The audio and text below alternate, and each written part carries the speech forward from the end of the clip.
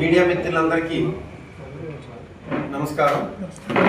ముందుగా ఈ శ్రీకాకుళం జిల్లా ప్రింట్ అండ్ ఎలక్ట్రానిక్ మీడియా మిత్రులందరికీ నూతన సంవత్సర మరియు సంక్రాంతి శుభాకాంక్షలు తెలియజేసుకుంటూ ఈరోజు ఈ మీడియా సమావేశం ఏర్పాటు చేయడానికి ప్రధానమైనటువంటి కారణం మన రాష్ట్రంలో జరుగుతున్నటువంటి క్రెడిట్ చోరీ లేకపోతే క్రెడిట్ చౌర్యం. అంటే మీ అందరికీ తెలుసు, క్రెడిట్ చోరీ అంటే మనకున్నటువంటి పేరును దొంగతనం చేయడం.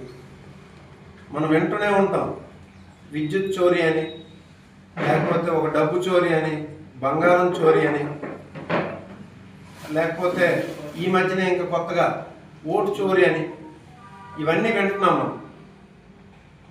కానీ ఈ క్రెడిట్ చోరీ అనేది ఒక్క మన ఆంధ్రప్రదేశ్లోనే, అది చంద్రబాబు నాయుడు దగ్గర మాత్రమే వినగలము. ఎందుకనంటే ఆయన జీవితకాలం మొత్తం ఏ ఒక్క మంచి పని చేయకుండా ప్రజలకు ఉపయోగపడే ఏ కార్యక్రమం చేయలేదు. కాబట్టి ఈరోజు వేరే వాళ్ళు చేసినటువంటి మంచి పనిని తన ఖాతాలో వేసుకోవడం. ఇంకా పచ్చిగా చెప్పాలనంటే మన గ్రామాల్లో అంటూనే ఉంటారు కదా, వేరే వాడికి పుట్టినటువంటి బిడ్డను చంకనెత్తుకొని తన బిడ్డగా ఊరేగుతున్నాడని చెప్తారు కదా, దాన్నే మనం క్రెడిట్ చోరీ అంటాం. ఇది మనం చూడండి, నిన్న భోగాపురం ఇంటర్నేషనల్ ఎయిర్పోర్ట్ విషయంలో చంద్రబాబు నాయుడు గారు ఈ క్రెడిట్ చోరీ అనేది ఎంత చేశారు అనేది బహిర్గతం అయింది.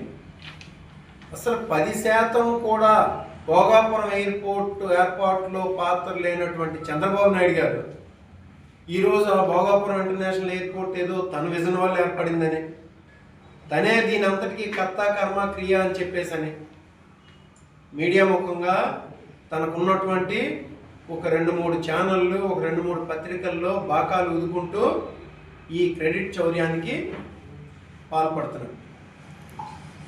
అసలు ఈ భోగాపురం ఇంటర్నేషనల్ ఎయిర్పోర్ట్లో జరిగినటువంటి చరిత్ర, గత 10 సంవత్సరాల నుండి భోగాపురం ఇంటర్నేషనల్ ఏర్పాట్లో జరిగినటువంటి చరిత్ర ఒకసారి మనం బ్యాక్ వెళ్ళి చూసుకోవాలి. ఈ సందర్భంగా మనకి 2014లో ఎప్పుడైతే ఆంధ్రప్రదేశ్ స్టేట్ బైఫర్కేషన్ అయిందో, బైఫర్కేషన్లో క్లియర్గా ఆంధ్రప్రదేశ్లో ఇంటర్నేషనల్ ఎయిర్పోర్ట్ లేదు. ఇది ఒక కోస్టల్ ఏరియా ఉన్నటువంటి రాష్ట్రం. ఇండియాకి కొన్ని దేశాల నుండి గేట్వేగా ఉంటుంది. కాబట్టి ఒక ఇంటర్నేషనల్ ఎయిర్పోర్ట్ అనేది ఆంధ్రప్రదేశ్లో ఏర్పాటు చేయాలనే కేంద్ర సంకల్పంతో మన ఆంధ్రప్రదేశ్ రాష్ట్రానికి అవకాశం కల్పించింది. 450 సంవత్సరాల నుండి ఉంటే ఈయనంట 9 సంవత్సరాల్లో ఈయనంట హైటెక్ సిటీని హైదరాబాద్ సిటీని డెవలప్ చేశారట. 9 సంవత్సరాల్లో మీరు హైదరాబాద్ సిటీని ఎంత చేశారే, మరి ఇప్పుడు ఎన్ని సంవత్సరాలు అయింది ఆంధ్రప్రదేశ్ బైఫర్కేషన్ అయిన తర్వాత? ముందు 5 సంవత్సరాలు, ఇప్పుడు 2 సంవత్సరాలు, 7 సంవత్సరాలు అయింది కదా.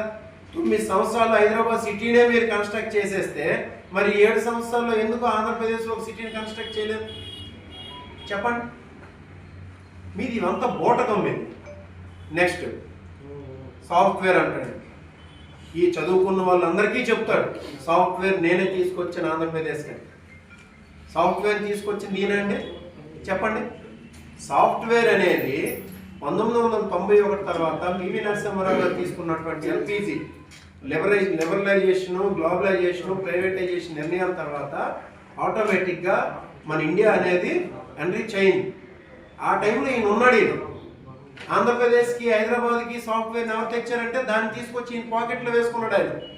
మరి హైదరాబాద్ కన్నా 3-4 రెట్లు ఎక్కువ రెవెన్యూ వస్తుంది సాఫ్ట్వేర్ మీద. బెంగళూరులో 3-4 రెట్లు ఎక్కువ రెవెన్యూ వస్తుంది, చెన్నైలో, పూణేలో వస్తుంది, నోయిడాలో వస్తుంది. మరి చెన్నైకి సాఫ్ట్వేర్ తీసుకొచ్చింది ఎవరు చెప్పండి? బెంగళూరు సాఫ్ట్వేర్ తీసుకొచ్చింది ఎవరు? పూణేకి సాఫ్ట్వేర్ తీసుకొచ్చింది ఎవరు? హైదరాబాద్కి ఈయన సాఫ్ట్వేర్ తెస్తే మరి వాటికి తెచ్చింది ఎవరు? ఇది కాదా? ఇది క్రెడిట్ చౌర్యం కాదా? శంషాబాద్ ఇంటర్నేషనల్ ఎయిర్పోర్ట్ చెప్పండి. శంషాబాద్ ఇంటర్నేషనల్ ఎయిర్పోర్ట్ ఆయన కట్టింది. ఆయన దానిలో ఆయన పాత్ర ఏంటి? ఆ రోజు రాజశేఖర రెడ్డి గారు 2005లో కన్స్ట్రక్షన్ చేసి స్టార్ట్ చేసి 2008 కల్లా కంప్లీట్ చేశారు అది శంషాబాద్ ఇంటర్నేషనల్ ఎయిర్పోర్ట్. అలాగే అవుటర్ రింగ్ రోడ్ ఆయన తాలూకా ఐడియానా అది. అవుటర్ రింగ్ రోడ్ పూర్తిగా రాజశేఖర రెడ్డి గారి తాలూకా ఐడియా అది. రాజశేఖర రెడ్డి గారు ఐడియా చేసి రాజశేఖర రెడ్డి గారే ల్యాండ్ ఎక్విజిషన్ చేసి రాజశేఖర రెడ్డి గారే కన్స్ట్రక్ట్ చేసినటువంటి ప్రాజెక్ట్ అవుటర్ రింగ్ రోడ్ కాదా ఇది. ఇంకా కరోనా వ్యాక్సిన్ చెప్పేస్తున్నాడు ఆయన. కరోనా వ్యాక్సిన్ కూడా నేనే అని చెప్పేసి. ఇంకా దౌర్భాగ్యం, సెల్ ఫోన్ నేనే కనిపెట్టాను అసలు. ఇది ఎంతమంది దగ్గర వెళ్ళలేదు చెప్పండి. సెల్ ఫోన్ ఆయన ప్రపంచం అంతా వాడుతున్నటువంటి సెల్ ఫోన్ ఆయన కనిపెట్టేశాడంట. ఇంకా ఉన్నాయి ఆయన తోలుకు సడన్గా గుర్తురమ్మన్నారు. అన్ని క్రెడిట్ స్టోరీలు చేశాడు ఆయన, మెసేజ్ చేశాడు ఆయన తీసుకొచ్చి. ఎవరు కట్టిన ఇల్లు అంటే చెప్పండి. జగన్మోహన్ రెడ్డి గారు ఆ రోజు ఇల్లు కట్టలే, గ్రామాలను కట్టాడు ఆయన. 2019-24 మధ్యన జగన్మోహన్ రెడ్డి గారు కట్టిన ఇల్లు కాదు, గ్రామాలు. అందులోన సిగ్గు లేకుండా జగన్మోహన్ రెడ్డి గారు కట్టించిన ఇల్లులోకి వెళ్ళి ఈయన గృహప్రవేశం చేశాడంటే ఇంతకన్నా క్రెడిట్ చౌర్యం ఇంకేముంటుంది చెప్పండి.